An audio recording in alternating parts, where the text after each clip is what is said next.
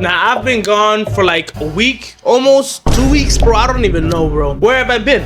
What have I been doing? Have I been inventing this whole new football content style that's gonna revolutionize the world? No. What you're seeing is a Toronto World Cup like training facility. Some of the teams in the World Cup will be pulling down right here. For example, Bosnia ended up coming through a couple days ago.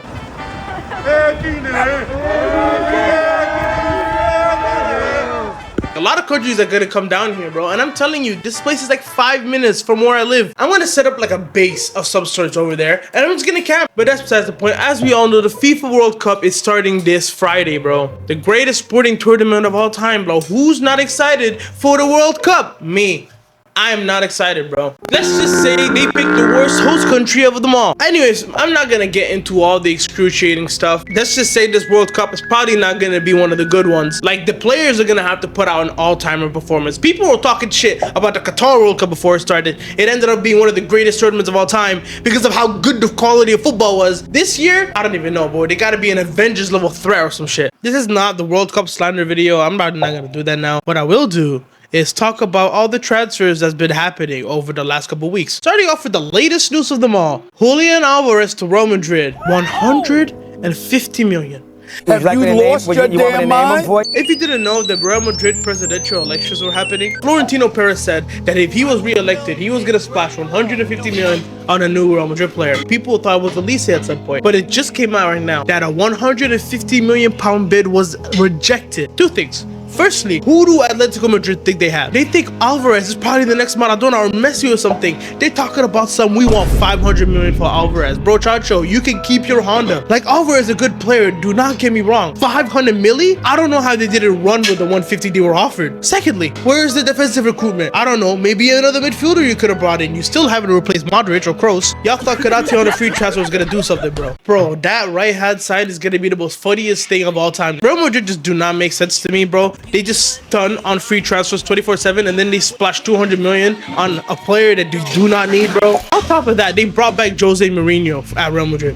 Why on earth would they do that? He was at Real Madrid beforehand. He knows the club and stuff. This is not the Mourinho of 2014, bro. Unk is washed now. I do not see Real Madrid going in any straightforward way. I'm not even gonna hold you, bro. Speaking of Olise, Bayern Munich thought that they could steal Rio Ngumoha, the greatest youngster in the world right now. Who do Bayern think they are? Listen, just because y'all bully the Bundesliga for their father doesn't mean that you can come to our doorstep and ask for one of our players. We gave you Diaz, by the way. We changed your life with that side. Bayern Munich, trust me, I've got a hell of a deal for you. Cody Gakpo for only 50 million pounds. You can take it for free, bro. You love Liverpool players, right? Gakpo's all yours. Speaking of Liverpool, we made a new managerial change in Andoni Areola. If you watched my last video, I went more in depth about that. But bro, the fact that Baldy is gone is the greatest thing that's ever happened. I am happy once again. And with Areola coming in, there's a lot of different news that's coming out. Liverpool apparently want Adam Morton, Yan Diomande, and the craziest one of them all, a Darwin Nunez return.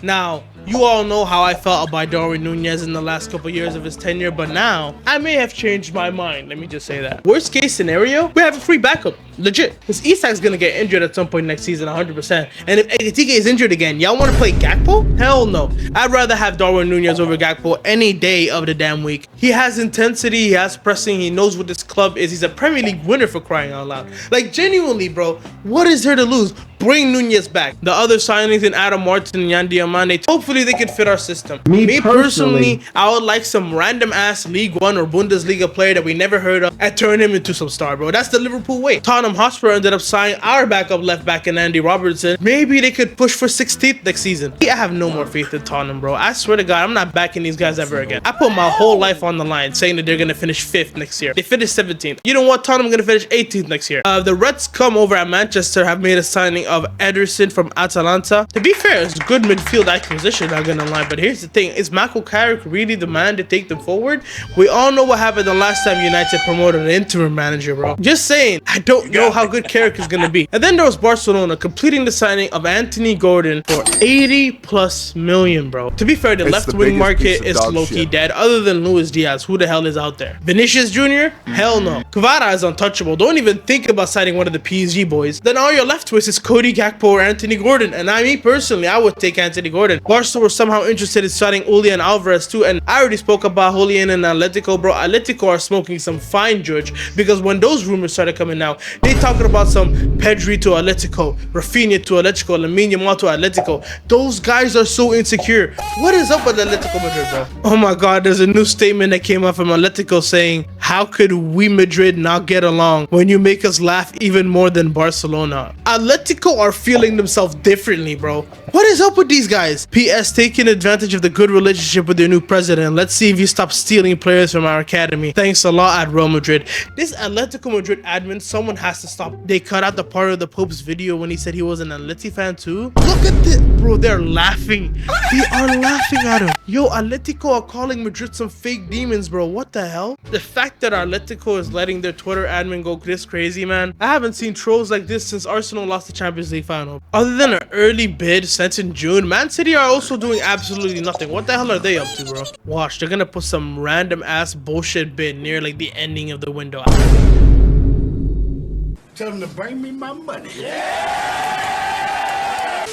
I haven't seen any Arsenal news as well. They're probably still drunk for their Premier League win, bro. Low-key, search up Arsenal on Twitter and all you see is people clowning them for the Champions League. Like, how do people still hate on these dudes? And low-key, that's all the news I could really find online about any of these players, I'm not gonna lie. Bro, probably been like a couple of days since the season ended. I probably gotta wait more. But this is all I could find. I've been scrolling through Twitter for like 20 minutes. I couldn't find none. But hopefully y'all enjoyed this video. My bad if it's a shorter one. Liverpool, I'm not even gonna lie. I don't know when that video is coming out. Whenever I have more time to record, maybe. Because that was gonna be a long one. It's not gonna be no 8-minute recap. Probably like 20 minutes plus. But yeah, I think that's all I could do for this one.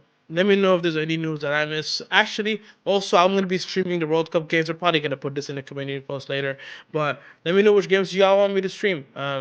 That's going to be it from me, y'all. Hopefully I enjoyed. Hit that subscribe button. We're on the road to 15K on this channel.